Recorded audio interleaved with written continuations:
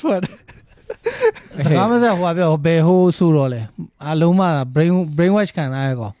မင်းတို့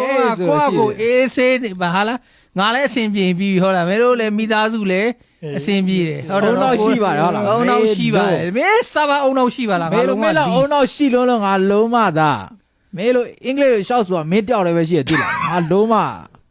လီအုံနောက်မသိငါလို့ motivation speaker လို့ဘာလို့စာတက်ပေတက်ထား ထားတယ် မင်းတို့လို့ တခုပြောတယ် ဟဲ့